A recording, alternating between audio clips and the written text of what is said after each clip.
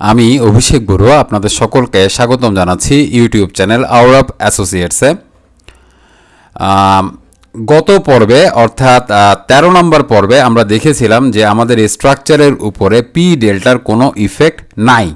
তো যারা প্রথম 13টা পর্ব দেখেন নাই তাদেরকে অনুরোধ করব যে আপনারা পর্বগুলো দেখে আসবেন। তো মনে করেন আমরা এখানে দেখিয়েছিলাম x direction positive negative, y direction positive নেগেটিভের জন্য আমাদের স্ট্রাকচারে কোনো পি ডেল্টার ইফেক্ট নাই।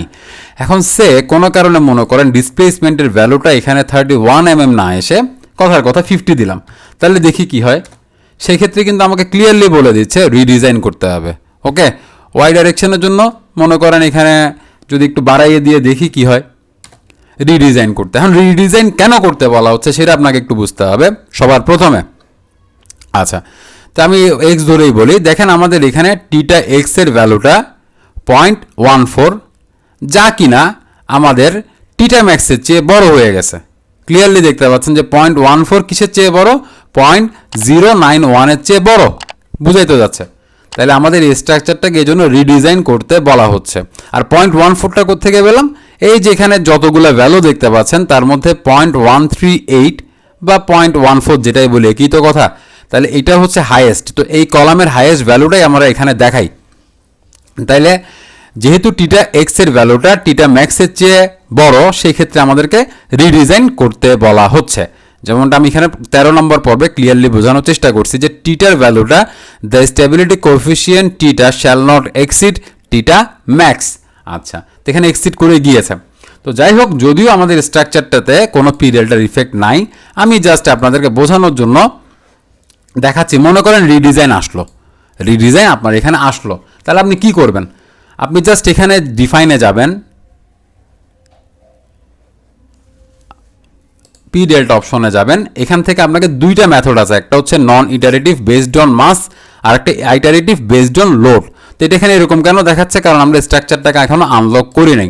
আমরা যদি আনলক করে ডিফাইনে যাই, পি ডেল্টা অপশনে যাই, এখানে বর্তমানে কি করা আছে, নান করা আছে। এখানে আমরা দুইটা মেথড দেখতে পাচ্ছি, একটা হচ্ছে নন আইটারেটিভ বেসড অন মাস আর একটা আইটারেটিভ বেসড অন লোড। তো আমি 2 নম্বর মেথডটা ধরেই কাজ করি। 2 নম্বর মেথডটা ধরে কাজ করলে আপনাকে কি করতে হবে সেটা আমি দেখিয়ে দিচ্ছি এখনই। আর যদি 1 নম্বর মেথড ধরে কাজ করেন, আপনি জাস্ট এখানে ক্লিক করবেন, ক্লিক করে আপনি কি করবেন, অ্যাজ ইউজুয়াল যেভাবে ডিজাইন করেন সেভাবে আবার ডিজাইনের কাজ এগিয়ে নিয়ে যাবেন। তবে সেটা আপনি সার্ভিস কন্ডিশনে করবেন না, সেটা আপনি করবেন আলটিমেট কন্ডিশনে।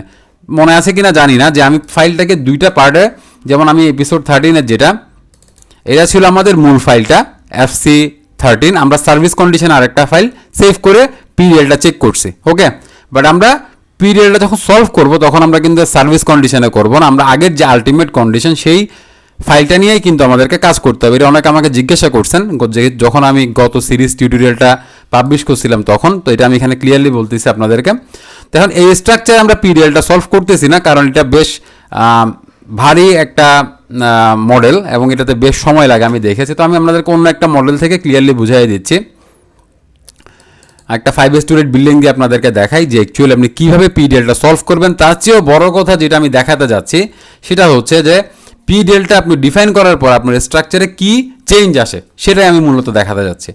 ফাইল ওপেন, আমি এখানে ডেস্কটপ আর একটা ফাইল রেখেছি 5 স্টোরেজ বিল্ডিংয়ের জন্য, তো আলটিমেট টিউটোরিয়াল।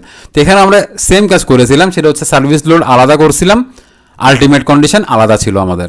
আচ্ছা, এখন যেহেতু আমরা ধরে নিচ্ছি যে আমাদের স্ট্রাকচারে পি ডেল্টার ইফেক্ট আছে, তাহলে আমরা কোনটা নিয়ে কাজ করব, আলটিমেট কন্ডিশনটা নিয়ে, অর্থাৎ যেটা নিয়ে আমরা শুরু থেকে কাজ করে আসছিলাম সেটা নিয়েই কাজ করব, তাই তো? তাহলে আলটিমেট কন্ডিশন, সার্ভিস কন্ডিশনটা আমরা জাস্ট তৈরি করেছি পি ডেল্টা আছে কি নাই সেটা বোঝার জন্য। তাহলে আমরা আবার আগের ফাইলে ফেরত যাব। তো এটা 5 স্টোরেজ বিল্ডিংয়ের জন্য আমি এখানে আলটিমেট কন্ডিশন এই ফাইলটা ক্লিক করলাম। যদি আমি এখানের মধ্যে আবার বলতেছি, যদি আমি আমাদের এই 7 স্টোরেজ বিল্ডিংয়ের জন্য যদি পেতাম, তাহলে সেক্ষেত্রে কিন্তু আমি এখানে সার্ভিস কন্ডিশন নিয়ে কাজ করতাম না, আমি এখানে FC13 যে ফাইলটা সেটা নিয়ে কাজ করতাম। তো যাই হোক, সময়ের একটা ব্যাপার আছে সেজন্য আমি এটা দেখাচ্ছি। তো এখানে দেখেন, প্রথম আমি একটু দেখাই আপনাদেরকে, ডিফাইনে গিয়ে যদি যাই, পি ডেল্টা অপশন এখানে নান করা আছে। তো নান থাকা অবস্থায় প্রথম আমি একবার এটাকে অ্যানালাইসিস দিচ্ছি। নান থাকা অবস্থায় আমি প্রথম একবার অ্যানালাইসিস দিচ্ছি। খুব মনোযোগ দিয়ে বুঝতে হবে আপনাকে ব্যাপারটা। পি ডেল্টা থাকলে মূলত কি করে, ইট্যাবসকে যখন আমি বলবো যে আমার স্ট্রাকচারে পি ডেল্টা আছে, সে তখন স্ট্রাকচারটাকে এমনভাবে ডিজাইন করবে যাতে স্ট্রাকচারটা স্টিফ হয়ে যায়, ঠিক আছে। যে ডাইরেকশন আমার পি ডেল্টা থাকবে সেই ডাইরেকশনের কলামগুলোকে সে কী করে দিবে, স্টিফ করে দিবে। ওকে, স্টিফ করা মানে কি, তার মধ্যে রেইনফোর্সমেন্টের ভ্যালুটা বাড়িয়ে দিবে। অথবা আমার এমনও হতে পারে যে পি ডেল্টা দিয়ে ডিজাইন করার পরে এমনও হতে পারে যে আমার কোনো একটা সেকশন ফেল করতে পারে, সেক্ষেত্রে হয়তো আমাকে কলামের সেকশন বিমের সেকশন চেঞ্জ করতে হতেই পারে। ওকে, আচ্ছা, যাই হোক, আগে আমি স্টেপ বাই স্টেপ যাই। আমরা এখানে অ্যানালাইসিস করলাম, এরপর আমরা এখানে ডিজাইনে যাচ্ছি, কনক্রিট ফ্রেম ডিজাইন। তো কম্বিনেশন দেখেন এখানে 23টা কম্বিনেশন আছে, সরি 22টা কম্বিনেশন আছে। তো এটার রেসপেক্টে আমরা প্রথমে এখানে design, concrete frame design, start design check দিয়ে দিলাম। খুব মনোযোগ দিয়ে বুঝতে হবে, এটা আমি 7তলা বিল্ডিংয়ের জন্য দেখাইলে যা আসতো এটার জন্য তাই আসবে। ওকে, এখানে 7তলা বিল্ডিংটা আমি ইগনোর করতেছি কারণ আমার একটা লম্বা সময় লাগতেছে, আমি ট্রাই করে দেখেছি যে বেশ লম্বা একটা সময়। তো এখানে দেখেন লংগিটিউডিনাল রিনফোর্সিং, এটা আমাদেরকে কি দেখাচ্ছে, ইঞ্চ স্কোয়ারে দেখাচ্ছে। আমি এখান থেকে মেট্রিক MKS সিলেক্ট করে দিলাম। এখন আমাকে কিসে দেখাচ্ছে, এই ভ্যালুটা mm এ দেখাচ্ছে। ওকে, আচ্ছা, এখন আমরা যে কাজটা করব, সরি আমি ম্যাট্রিক SI সিলেক্ট করেছি, MKS না, ম্যাট্রিক SI। ওকে, তাহলে এখান থেকে এটা mm স্কোয়ারে দেখাচ্ছে ভ্যালুগুলো। তো এখান থেকে আমি প্রথমে কলামটা দিয়ে আপনাকে বোঝাই, তাহলে আপনি ক্লিয়ারলি বুঝতে পারবেন। আমি এখানে সিলেক্টে যাচ্ছি, আবার সিলেক্টে যাচ্ছি, অবজেক্ট টাইপ, সবগুলো কলামকে আমি প্রথমে সিলেক্ট করলাম, দেখেন সিলেক্ট হয়েছে ডান পাশে।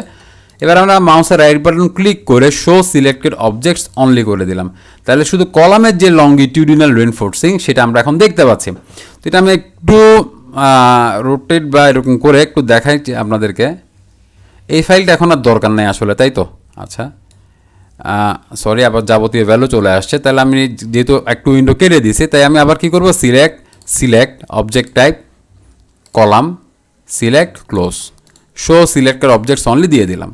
আচ্ছা, এখন এখানে দেখেন আমি জাস্ট আপনাকে এই কলাম আর এই কলাম, এই দুইটা কলাম নিয়ে বোঝাই, তাহলে আপনি বুঝতে পারবেন বাকি সবগুলোর জন্য কী আসবে আপনার স্ট্রাকচারে, একটু ক্লিয়ারলি বোঝা যায় মতো নেই।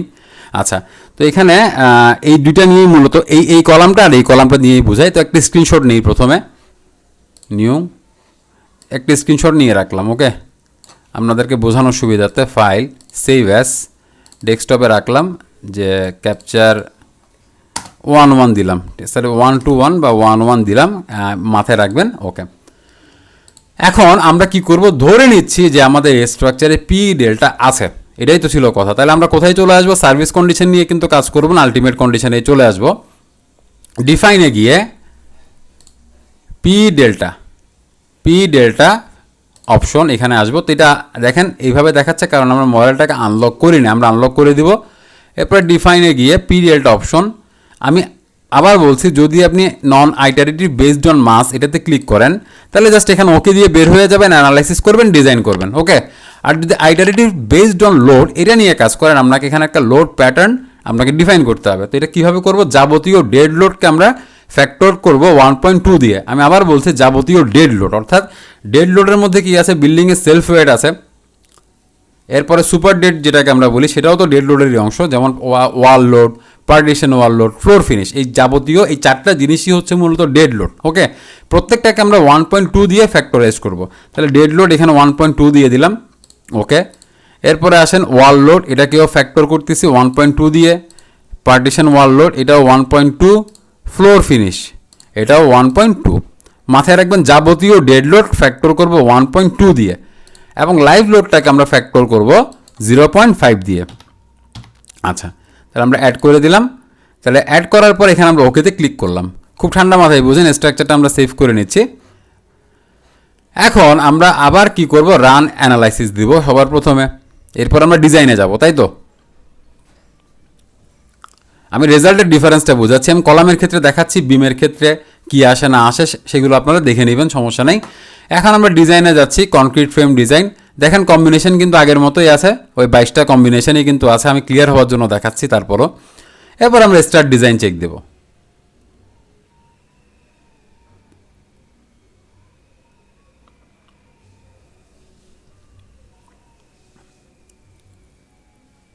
আচ্ছা, ফাইন।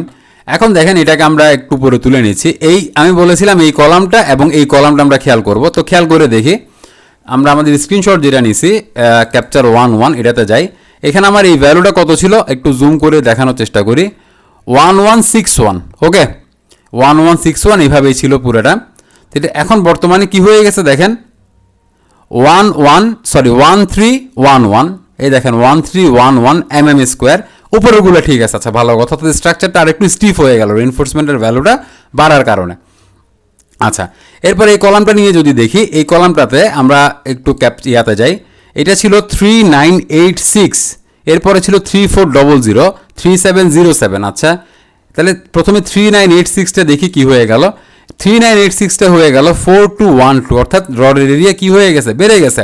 এর উপরেরটা যদি দেখি, আমি একটু ক্লিয়ারভাবে দেখানোর চেষ্টা করি, 3565, যা কিনা আগে ছিল আপনার 3400। এটা তো শুধু লংগিটিউডিনাল রেইনফোর্সমেন্ট। এরপর দেখেন 3831, এটা হয়ে গেছে 3707। এইভাবে আপনি যদি চেক করতে থাকেন দেখবেন যে যাবতীয় স্ট্রাকচারে কলাম বিমে কিছু না কিছু চেঞ্জ চলে আসছে, অর্থাৎ স্ট্রাকচারটাকে সে কী করে দিবে, আরও স্টিফ করে দিবে। এখন আমি আপনাকে সবসময় বলবো যে এইটুকু পিরিয়ডটা চেক করার পরে, অর্থাৎ পিরিয়ডটা ডিফাইন করে আপনি যখন ডিজাইন করবেন, এরপর কিন্তু আপনি আবার ডিজাইনে গিয়ে কনক্রিট ফ্রেম ডিজাইনে গিয়ে দেখবেন যে ভ্যারিফাই অল মেম্বার পাস করতেছে কিনা। আচ্ছা আমার এখানে পাস করতেছে, আপনার ক্ষেত্রে কোনো কোনো ক্ষেত্রে পাস নাও করতে পারে, সেজন্য আমি সেফটি পারপাসে করুক বা না করুক পাস আপনি অবশ্যই চেক করবেন সবার প্রথমে এই জিনিসটা। এখন এইটুকু চেক করার পরে আপনাকে আরও কিছু কাজ করতে হবে। যেমন আমি এপিসোড এখানে আমার 7 স্টোরিড বিল্ডিং ডিজাইনের যে টিউটোরিয়ালটা, এখানে আমি দেখিয়েছি 8 নম্বর পর্বে যে অল মেম্বার পাস বলে দিলেই কিন্তু কি হয়ে যায় না, চেক করা শেষ হয়ে যায় না। ডিসপ্লে ডিজাইন ইনফোতে গিয়ে এখানে design concrete frame design display design ইনফোতে গিয়ে আমাদের কারো বেশ কিছু প্যারামিটার চেক করতে হয়। আমরা যেটা আমি 8 নম্বর পর্বে ক্লিয়ারলি দেখিয়েছি, তো আপনাদেরকে বলবো যেখান থেকে আপনার প্রত্যেকটা জিনিস একবার চেক করে দেখবেন, তাতে আপনার কোনো রকমের কোনো সন্দেহ বা দ্বিধা থাকবে না। তো আমি তো দেখালাম আপনাদেরকে যে কী চেঞ্জটা আসে, ক্লিয়ারলি বুঝাইলাম। এটা আপনি কলামের ক্ষেত্রে যেরকম পাবেন, বিমের ক্ষেত্রেও কিছুটা পাবেন। ওকে, হয়তো ফাউন্ডেশনের যে ইয়াটা, যে ফুডিংয়ের লাস্টে যে এফজেডের যে ভ্যালুটা বা মোমেন্টের ভ্যালু, সেখানেও কিছুটা চেঞ্জ আসবে। তো এটা আমরা স্টেপ বাই স্টেপ দেখবেন। বেসিক্যালি আমি যখন গতবার সিরিজ টিউটোরিয়ালটা পাবলিশ করছি, অনেকে বলছিল যে ভাই কী চেঞ্জটা আসে সেটা একটু বুঝাবেন। মেইন যে চেঞ্জটা সে কী করে দেয়, স্ট্রাকচারটাকে আর স্টিফ করে দেয়। স্টিফ করে দেওয়া বলতে আমরা বুঝি কি, আমাদের কলামের সেকশন এবং বিমের সেকশনের রেইনফোর্সমেন্টের ভ্যালুটা সে মূলত বাড়িয়ে দেয়। ওকে, এইভাবেই তো সে স্টিফ করবে। বাট ব্যাপারটা হচ্ছে স্টিফ করতে গিয়ে কোনো কোনো সময় এমনও হতে পারে যে আমাদের স্ট্রাকচারটাতে হয়তো শেয়ার স্টিল ওভার হয়ে যাচ্ছে, হ্যাঁ, যা কিনা ক্রাইটেরিয়া ফুলফিল করতে পারছে না। এই জিনিসগুলো আপনাকে আমি চেক করে ওভার কনফার্ম হতে বললাম। কিসের থেকে? ওই যে বললাম design concrete frame design display design ইনফোতে গিয়ে। তো আপনি বলতে পারেন আমি দেখাচ্ছি না কেন? আমি দেখাচ্ছি না কারণ হচ্ছে আমি এখানে এপিসোড 8-এ এটা একদম ক্লিয়ারলি আপনাদেরকে দেখিয়েছি, 41 মিনিটের একটা ভিডিও প্রায়। তো যাই হোক, আশা করি বুঝতে পারছেন যে পি ডেল্টার ফলে আমার কী চেঞ্জ আসে না আসে। আমি দুইটা কলাম দিয়ে দেখালাম। আপনি যদি এখানে আরও কলাম দেখতে চাইতেন, যেমন এটা আমি এখানে দেখতে পাচ্ছি 2074, আপনারা বুঝতে পারতেছেন কিনা জানি না, বা এটা 2200। তো যেটা 2200 সেটা এখানে 2303 হয়ে গেছে। হ্যাঁ, এটা 2303 হয়ে গেছে। এটা কিন্তু শুধু লংগিটিউডিনালটা আমি দেখাচ্ছি। এরপর এখানে আপনার স্টিরাপের ব্যাপার আছে, এবার সিমিলারলি বিমের লংগিটিউডিনাল বার এবং এগুলোর ব্যাপার আছে। তো আপনারা জাস্ট চেক করে করে দেখবেন টর্শন রিইনফোর্সিংয়ে কী চেঞ্জ আসে, শেয়ার রিইনফোর্সমেন্টে কী চেঞ্জ আসে, জিনিসগুলো দেখবেন, তাহলে আপনারা ক্লিয়ারলি বুঝতে পারবেন। ওকে, তো আশা করি আমি আপনাদেরকে ক্লিয়ারলি বুঝাতে পেরেছি যে আসলে স্ট্রাকচারে পি ডেল্টার ইফেক্টটা কী হয়। এটা নিয়ে সাধারণত মানে এতটা ক্লিয়ার করে সাধারণত আমি কোনো টিউটোরিয়াল পাই নাই, তাই আমি আপনাদেরকে কলামটা দিয়ে বুঝাইতে চেষ্টা করছি যে কী চেঞ্জটা আসে। তো যাই হোক, এই ছিল আজকের টিউটোরিয়াল। যদি টিউটোরিয়ালটা আপনার ভালো লেগে থাকে তাহলে অবশ্যই আমাদের চ্যানেলটা লাইক করবেন, সাবস্ক্রাইব করবেন এবং বন্ধুদের সাথে বেশি বেশি শেয়ার করবেন। ধন্যবাদ।